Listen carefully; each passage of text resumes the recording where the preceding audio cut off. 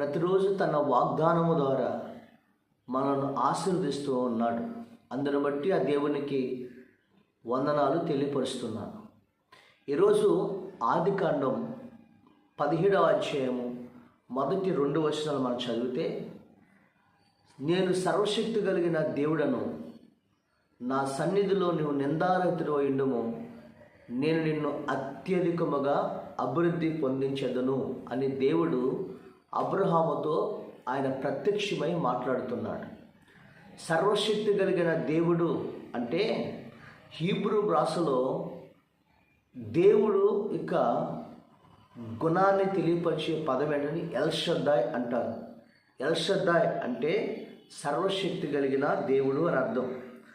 పాత నిబంధనలో దేవుని గుణ లక్షణాన్ని తెలియపరిచే ఇక పేరు, నామము.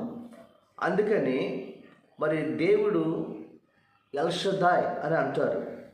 అంటే దేవుని శక్తిని, దేవుని గొప్పతనాన్ని, తర్వాత సమృద్ధిని ఆయన మన జీవితంలో అనుగ్రహించేదాన్ని ఎల్షద్దాయ్ అని అంటారు. దేవుని స్తోత్రం కలుగును. కొన్ని సమయాల్లో దేవుడు మనల్ని పోషించేవాడని, దేవుడు మనల్ని రక్షించేవాడని, ఆ తర్వాత అవసరమైనవన్నీ కూడా దేవుడు మనకు అనుగ్రహించేవాడని ఆ పేరులో సాధారణంగా దానికి నిక్షిప్తమై ఉన్నవి. అంటే ఎల్షద్దాయ్ అంటే దేవుడు సర్వశక్తిమంతుడు అని అర్థం. అంటే పాత నిబంధనలో దేవునికి పెట్టబడినటువంటి దేవుని గుణ లక్షణాలను తెలియపరిచే పేరు ఎల్షద్దాయ్. ఎల్షద్దాయ్ అంటే సర్వశక్తిమంతుడు అని అర్థం. ఎవరికి మరి ఆయన సర్వశక్తిమంతుడు, మరి దేవుడు ఎల్షద్దాయిగా ఉండి దేవుడు చేసినటువంటి మరి గొప్ప కార్యాలు ఏమిటి అంటే, జాగ్రత్తగా చూడండి. మొదటగా నిందారహితులకు దేవుడు ఎల్షద్దాయిగా ఉన్నాడు. నిందారహితులకు దేవుడు ఎల్షద్దాయిగా ఉన్నాడు అంటే సర్వశక్తిమంతుడిగా ఉన్నాడు. ఈ మాట ఆదికాండం 17వ అధ్యాయము మొదటి వచనాలు మనం చూసినట్లయితే, అబ్రహాము దగ్గరికి దేవుడు ప్రత్యక్షమై ఉంటాడు. అబ్రహాముకి దేవుడు ఒక వాగ్దానం చేస్తాడు. ఆయన మరి 17వ అధ్యాయం చూసినట్లయితే 99 సంవత్సరాల వయసులో అబ్రహాం దగ్గరకు వచ్చి, అబ్రహమా, నేను సర్వశక్తి కలిగిన దేవుడను, నీవు నా సన్నిధిలో నిందారహితుడై ఉండుము, నేను అత్యధికముగా అభివృద్ధి పొందిస్తాను అన్నాడు. అప్పుడు అబ్రహాం అంటాడు, ప్రభా, నేను సంతానం లేని వాడినే, నాకు ఏమిచ్చినా ఏమి ప్రయోజనం అంటాడు. అప్పుడు దేవుడు అంటాడు, నీ సంతానమును ఆకాశ నక్షత్రం వలె నేను ఏం చేస్తాను, అభివృద్ధి పొందిస్తాను అంటాడు. ఆ వాగ్దానం అబ్రహాము నమ్ముతాడు. అది అతనికి నీతిగా ఎంచబడుతుంది. ఆ తర్వాత అబ్రహాముని దేవుడు దర్శిస్తాడు.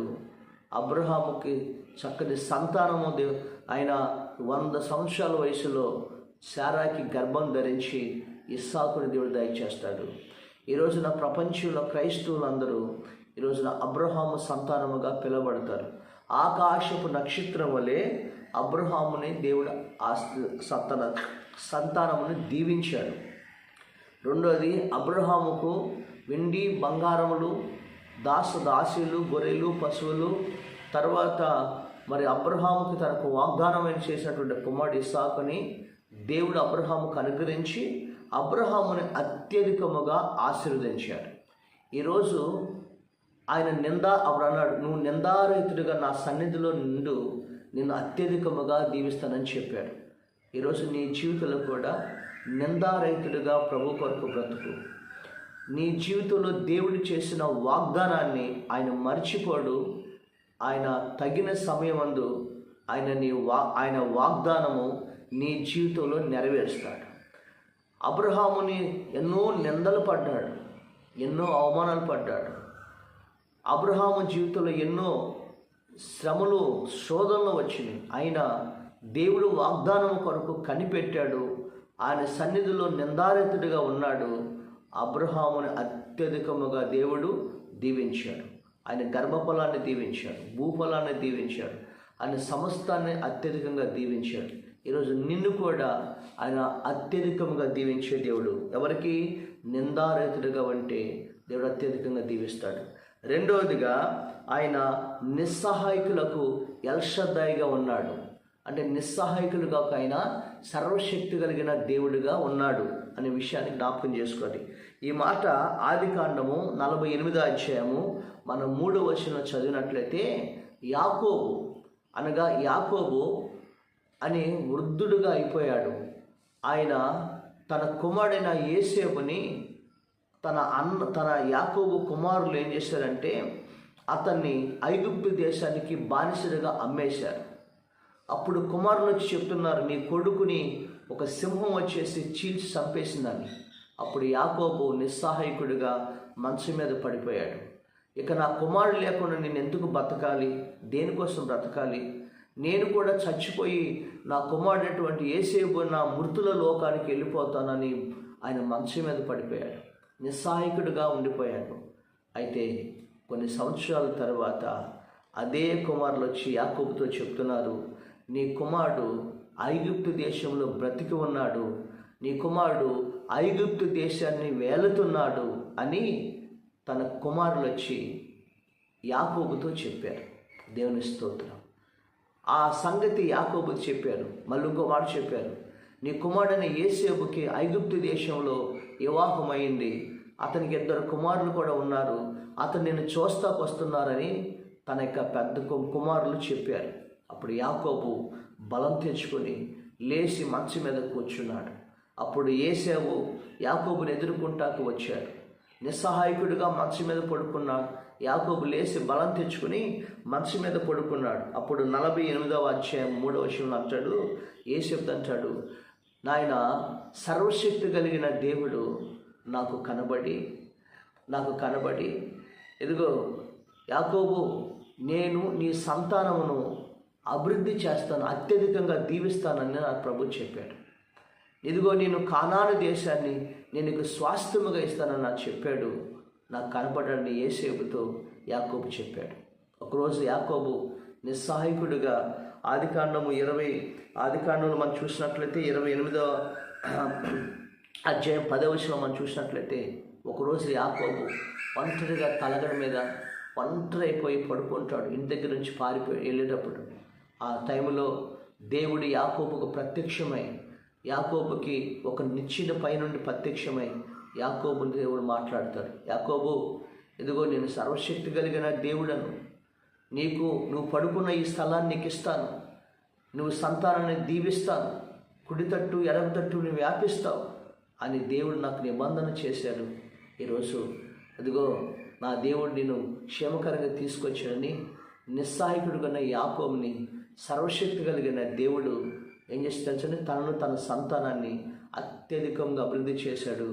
ఐగుప్తు దేశంలో యోసేపును కూడా అత్యధికంగా అభివృద్ధి చేశాడు. దేవుని స్తోత్రం. ఈరోజు ఏ విషయంలో నిస్సహాయకుడిగా ఉన్నావు, భయపడద్దు. దేవుడు ఎల్షద్దాయిగా ఉన్నాడు, సర్వశక్తి కలిగి ఉన్నాడు. నిస్సహాయకులకు ఆయన శక్తిమంతుడుగా సర్వశక్తి కలిగి ఉన్నాడు. ఇప్పుడు యాకోబు లేచి మహా ఆనందముతో దేవుణ్ణి కనపరిచాడు. తన కుమారుడిని చూశాడు. కుమారుడి విషయంలో నిస్సహాయకుడు ఉన్నావేమో, నీ జీవితంలో గొప్ప కార్యము దేవుడు చేయబోతున్నాడు. మూడవదిగా ఆయన నిజాయితీ పరులకు ఎల్షద్దాయిగా ఉన్నాడు. అనగా నిజాయితీగా నీతిగా మనం బ్రతికితే దేవుడు మనకి ఎల్షద్దాయిగా ఉన్నాడు. అంటే సర్వశక్తిమంతుడైన దేవుడిగా ఉన్నాడు. దేవుని స్తోత్రం. ఏబు అనే భక్తుడున్నాడు.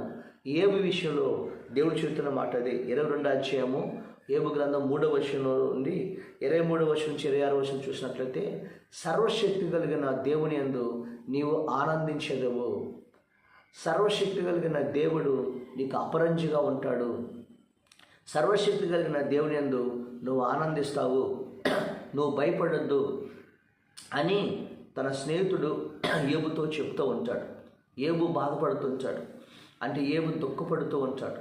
నిజాయితీగా బతుకుతాడు, యథార్థవంతుడిగా జీవిస్తాడు. ఎందుకంటే ఏబుని అపవాదిన సాతానుడు అనేక రీతులుగా బాధ పెడుతూ తన కలిగిన సంతానాన్ని తీసివేస్తాడు.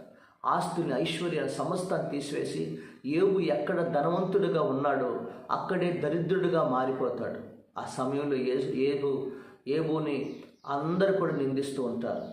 యోబు కుష్ఠరోగం వచ్చిన వాడుగా ఉంటాడు, అయినా నిజాయితీగా ఉంటాడు, నీతిగా ఉంటాడు, ప్రభు కొరకు కనిపెడతాడు. తన స్నేహితుడు చెప్తాడు, దేవుడు సర్వశక్తి కలిగిన దేవుడి యందు ఒకరోజు నువ్వు ఆనందిస్తావు, ఆ సర్వశక్తి కలిగిన దేవుడే నీకు అపరంజిగా ఉంటాడని చెప్పాడు. అప్పుడు యోబుని ఆ నిజాయితీగా ఉంటే నిజంగానే దేవాతి దేవుడు 42వ అధ్యాయం 10వ వచనం మనం చూసినట్లయితే యోబుకు మరల క్షేమస్థితినిస్తాడు.